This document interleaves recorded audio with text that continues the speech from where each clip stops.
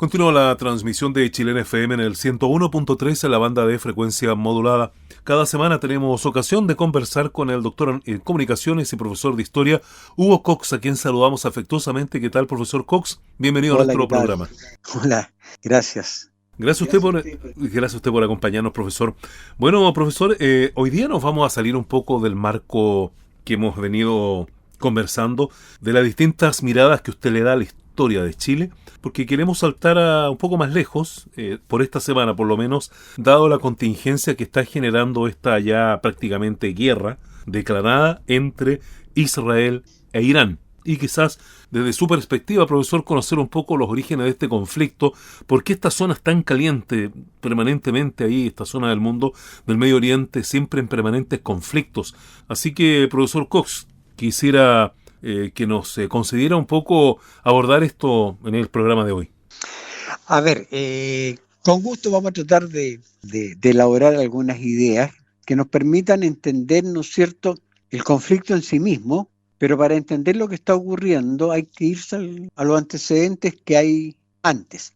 Este no es un conflicto nuevo, o sea, esto hay que entender que la guerra en esa zona, en el Oriente Medio, siempre ha sido una zona de mucha inestabilidad, que en alguna medida esto se trató de solucionar, y aquí hay que poner atención, cuando en tiempos de Carter se firma el tratado entre Yasser Arafat y Shimon Peres, primer ministro israelita, y Yasser Arafat, ¿no es cierto?, el hombre de Palestina.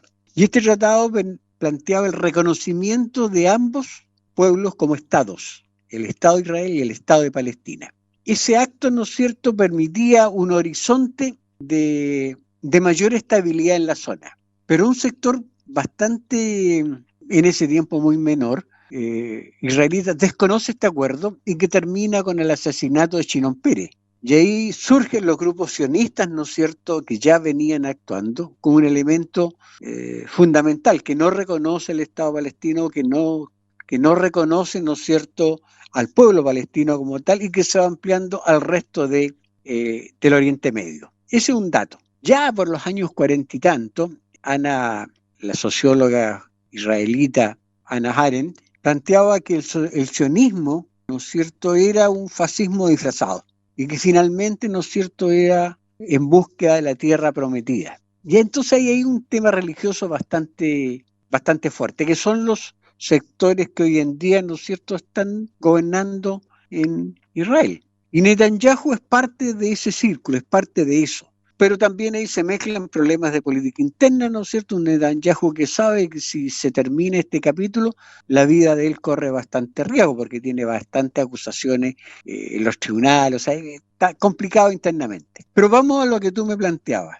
Originalmente, Irán e Israel, hasta el año 1979, acordémonos que Irán estaba el Shah de Irán, Reza Pahlavi, que era muy pro-occidental. O sea, era el país más occidentalizado de esa zona de Asia, del Oriente Medio, y hasta ese momento, año 1979, ¿no es cierto?, Israel e Irán tenían una muy buena convivencia, incluso había muchos elementos de cooperación, ¿no es cierto?, entre estos dos países. Pero esto termina el año 1979 con la Revolución Islámica. A partir de ese momento, Irán, bajo su nuevo liderazgo, que es un liderazgo teocrático, rompió los lazos diplomáticos y comerciales con Israel. Y es un dato. Y lo declara, ¿no es cierto?, el enemigo del Islam, y habla del pequeño Satán. Desde entonces la relación entre Irán e Israel siempre ha sido una relación de mucha hostilidad, una relación muy abierta. Una confrontación que viene desde hace muchos años, que antiguamente era una confrontación solapada, y finalmente, ¿no es cierto?, ya se transforma hoy en día en una confrontación abierta. Por lo tanto, ¿no es cierto?, la guerra en la sombra pasa a ser ahora una guerra declarada. No olvidemos que Israel, ¿no es cierto?, no reconoce, y eso hay que tenerlo claro, la legitimidad, ¿no es cierto?, de los grupos básicamente de Palestina, y eso se traslada al resto. Ahora, Irán ha mantenido una hostilidad con grupos, ¿no es cierto?, paramilitares, grupos anti-israelíes como Hezbollah en el Líbano y jamás en Gaza, en la otra zona del conflicto, formando, ¿no es cierto?, lo que se denominó en un minuto el eje de la resistencia. Por su parte, Israel, y ese es el dato duro de esto, considera que el programa nuclear de Irán es una amenaza existencial, ¿no es cierto?, para el Estado israelita. Entonces, siempre, en una guerra muy solapada, Israel ha llevado a cabo operaciones encubiertas, ciberataques, asesinatos de científicos nucleares iraníes para intentar, de alguna manera, frenar su avance. Es decir, ya desde el año 67, 68, ya venía, ¿no es cierto?, una guerra escondida, una guerra solapada, hasta que llegamos a junio del 2025, en que estas últimas semanas, ¿no es cierto?, estos últimos días, ya la guerra ha alcanzado un nivel de confrontación directa. Ya dejó de ser lo que nosotros conocíamos, ya todos los auditores, ¿no es cierto?, saben de los ataques aéreos con drones contra territorio iraní, incluyendo la capital de Teherán, y a su vez, ¿no es cierto?, ataques, ¿no es cierto?, iraníes a la zona de Jerusalén, Tel Aviv, en fin, o sea, ya es una guerra, ¿no es cierto?, declarada por los dos lados. Ahora, como en toda guerra, y esto hay que tener siempre mucha calma, nunca las informaciones son reales. Aquí cada uno opera, ¿no es cierto?, libremente con las informaciones. Israel dice que tiene liquidada Tel Aviv, a Teherán.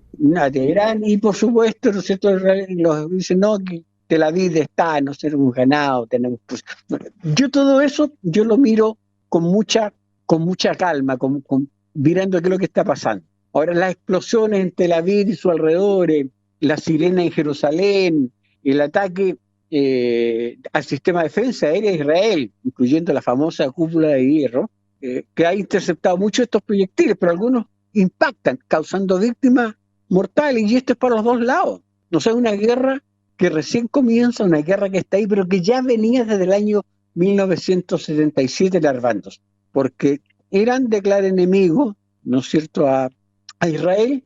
Israel dice que la subsistencia como Estado depende, ¿no es cierto?, de la posición en que esté Irán. Entonces aquí es mucho más complejo el tema. Pero si bien es cierto que el impacto y las consecuencias aún no las podemos determinar, pero sigue ahí un número de víctimas, ¿no es cierto?, por ambos lados.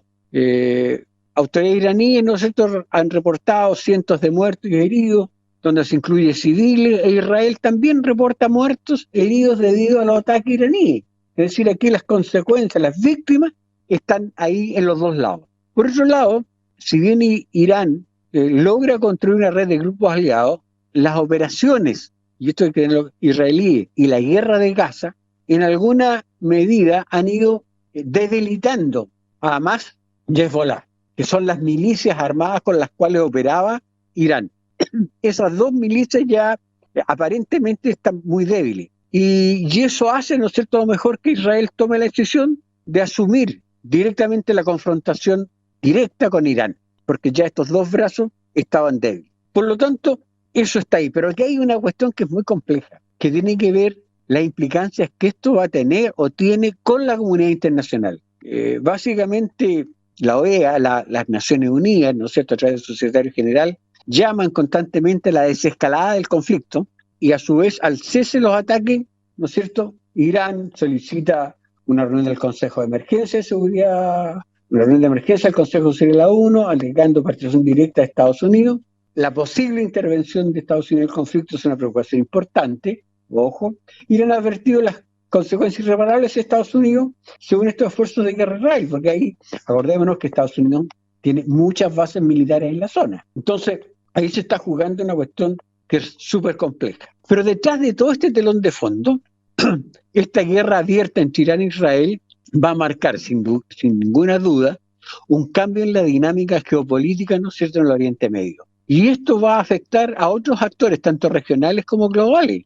O sea, si Estados Unidos interviene directamente, también lo va a afectar, porque Estados Unidos no solo tiene problemas externos, también tiene problemas internos serios. O sea, el gobierno de Trump no es un gobierno tranquilo, es un gobierno que está con serios problemas internos.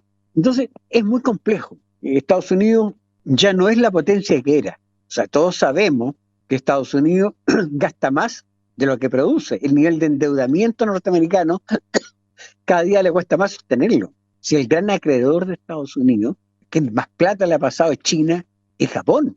O sea, ¿qué pasa si ellos tiran al mercado los bonos del tesoro que les tienen? O sea, es una situación muy compleja para Estados Unidos para financiar, no está en condiciones de financiar un nuevo frente. Eso es un dato. Por lo tanto, en términos generales de la guerra en la sombra que conocimos en la década del 97 en adelante hasta ahora, ¿no es cierto?, va evolucionando un conflicto militar con ataques y contraataques aéreos y misiles por los dos lados, cuyos resultados siempre son el aumento significativo, ¿no es cierto?, de pérdidas humanas y las tensiones en la región. Por lo tanto, hoy en día, tal como está, para mí es una situación extremadamente volátil, tiene un potencial de escalar aún más y con serias implicancias para la estabilidad global. Ese es el riesgo que hay. ¿Qué pasa? Porque por otro lado, entendamos, este es un gobierno chiita, teocrático, pero también están los sunitas, que es la otra rama del Islam. Y la pregunta, ¿qué pasa con Pakistán, que tiene bomba atómica, que también son musulmanes? ¿Qué pasa con Turquía, que ellos también son musulmanes? O sea, es un tema no menor. O sea, la volatilidad de la zona, lo volátil que está esa zona, que no sabemos cómo se va a reconfigurar esto. Digan, ojo, ahí está el petróleo, que abastece en más de un 50, 40, entre un 50 y un 60% del petróleo mundial. ¿Qué pasa si las líneas de abastecimiento de petróleo al mundo occidental? ¿Cómo se cae la economía occidental? Porque se le acaba la energía. Entonces, no es fácil, no es fácil. Y Chile es parte de ese juego, porque Chile no produce petróleo. Tiene que comprar el petróleo y el gas. ¿Qué pasa si te encarece el petróleo y el gas? ¿Qué ocurre en el costo de la vida nuestro? Es decir, las esquilas de este conflicto hoy día no se pueden dimensionar. Son impresionantes. No sabemos China, o sea, cómo se va a comportar China en un futuro próximo. China está ahí mirando y no podemos negar la potencia militar que es China. Rusia mira desde lejos porque está con el conflicto con Ucrania, que es otro conflicto que va escalando. Sí, Rusia ya hoy día de frente está atacando cada vez más, ¿no es cierto?, a Kiev. Ya avanza para terminar definitivamente en una escalada mayor. Entonces hoy día el mundo está metido en dos conflictos que son de alta volatilidad. Un Estados Unidos que cada día tiene menos poder. Y eso hay que entender. Ya Estados Unidos no tiene la influencia que tenía. O sea, tratemos de ver esto. Estados Unidos perdió la guerra de Corea. Estados Unidos perdió la guerra en Vietnam. Estados Unidos se metió en Libia.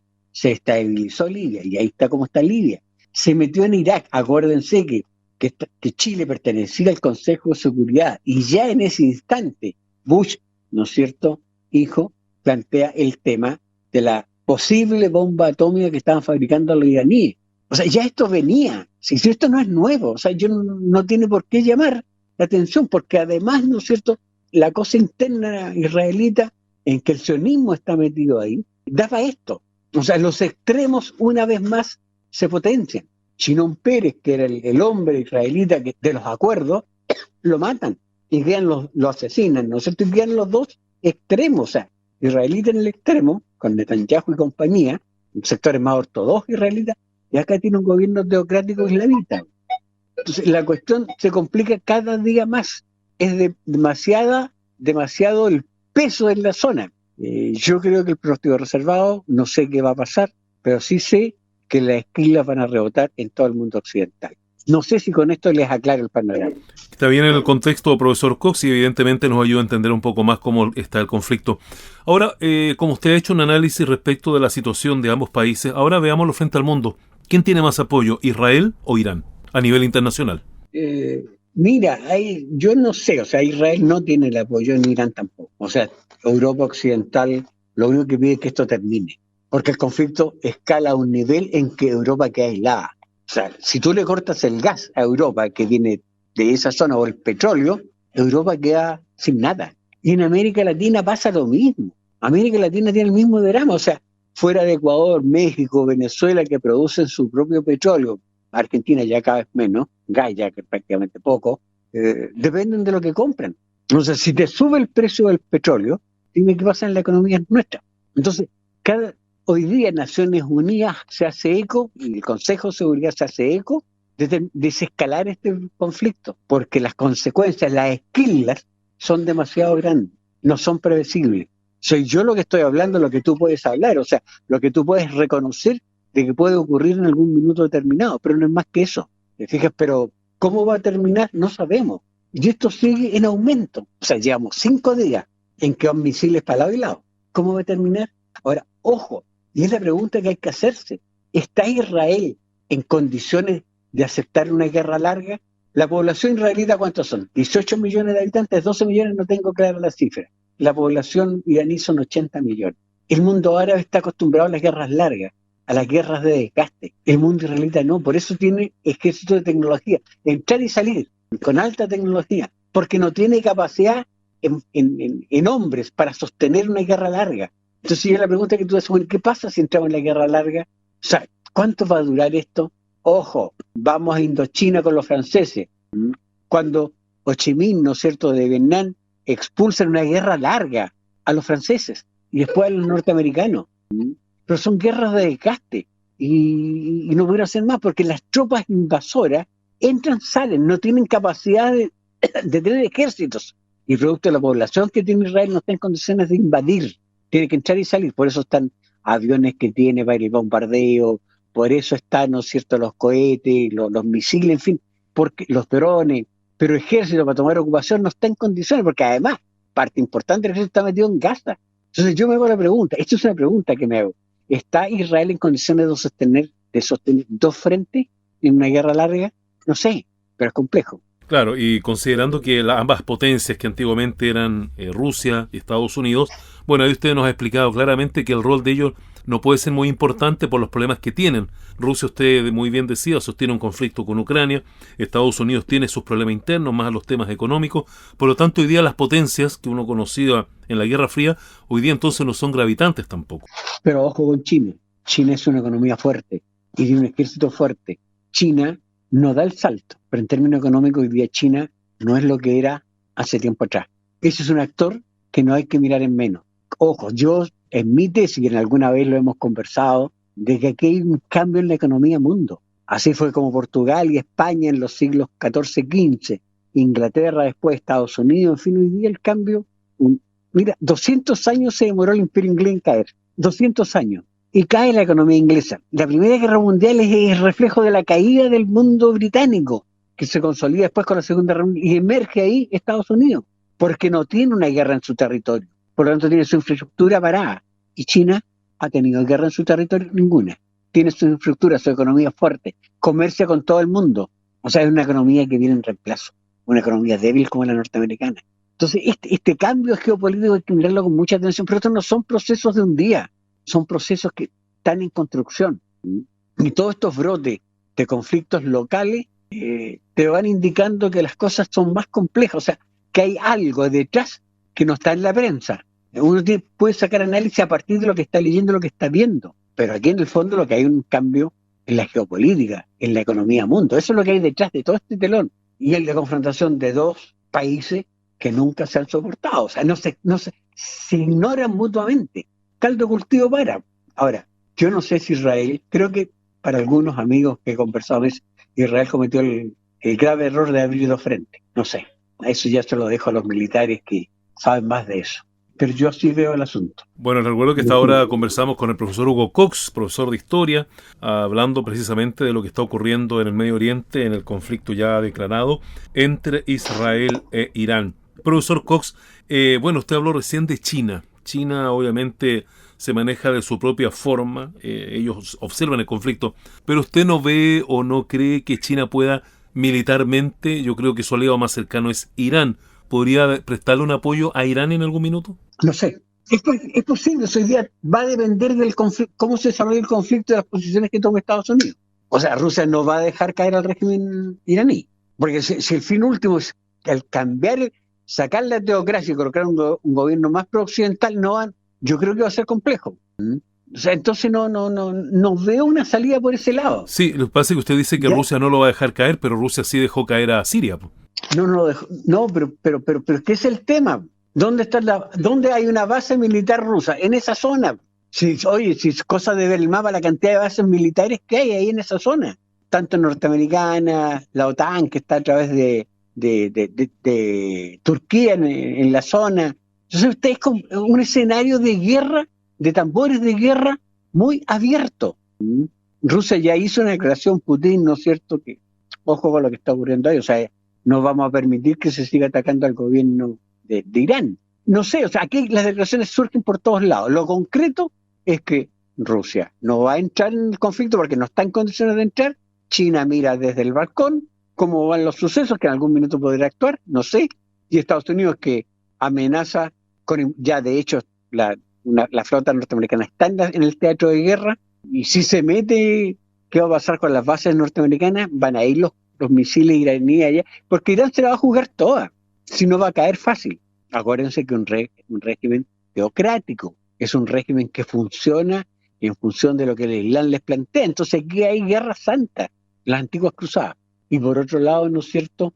Un gobierno sionista, un gobierno que también tiene elementos religiosos medio entre medio, pero que también dice, oye, a ver cómo subsistimos nosotros, pues, porque no podemos perder. Entonces ahí está muy, las pasiones en ese conflicto son amplias, para todos lados. Entonces yo diría a quienes nos escuchan, mirarlo con calma, ver cómo van las cosas. Yo veo que el escenario es cada día más complejo. En la medida en que avance, como está avanzando, va a afectar al mundo occidental, porque el recurso energético, que es petróleo y gas, empieza a flaquear, sube el precio y las economías que ya están con problemas de recesión, las economías se complican más. ¿Cuánto costó empezar a recuperar los circuitos de distribución a raíz de la pandemia? Y eso sí hay que pensar, o sea, ¿cuánto costó? Ustedes lo veían en San Antonio, todo el periodo post-pandemia, o sea, pandemia y post-pandemia, un año después, los barcos casi no llegaban. Y lentamente se fue recuperando el circuito del transporte marítimo para poder iniciar las fuentes de abastecimiento. Fue muy lento. Todos estos procesos son lentos, pero que te afectan en tiempo presente. O sea, si yo voy a cargar gasolina, ¿no es cierto? Me voy a encontrar que por dar un precio de 1.000 se fue a 1.200 pesos, y eso es producto de esto. Claro, ustedes me dirán, pero nosotros le compramos petróleo a Ecuador, le compramos petróleo a México, muy poco traemos de afuera, de Argelia, que sé yo, está bien, pero la bolsa del petróleo es una sola, como el cobre, la bolsa de metales, la bolsa del petróleo es una sola. El precio internacional, ¿quién lo fija? La OPEP, la Organización Petrolera. ¿Quiénes la manejan? Los Estados Árabes, Arabia Saudita, ¿no es cierto? Y toda esa zona. Entonces es complejo, o sea, yo la verdad de las cosas, que mirado así desde lejos, como se está desarrollando el tema, que es un tema de antigua data, no es de ahora, no es porque a alguien le pareció mal algo, viene de antes. Entonces lo veo muy complicado. Bien, No sé. profesor, le agradecemos como siempre su participación acá en el programa para hablar justamente hoy día, excepcionalmente, de este tema de carácter internacional. Así que muchas gracias por haberlo abordado y gracias por habernos acompañado una semana más acá en Chilena FM. No, gracias a usted. Gracias a usted por tener la paciencia de escuchar lo que se está planteando. Gracias, profesor, que tenga una buena semana. Igual, ¿no? Bien, pues hemos conversado con el profesor Hugo Cox esta semana hablando del conflicto del Medio Oriente ahí con Irán, con Israel y con todos los países alrededor acá en Chilena FM 101.3.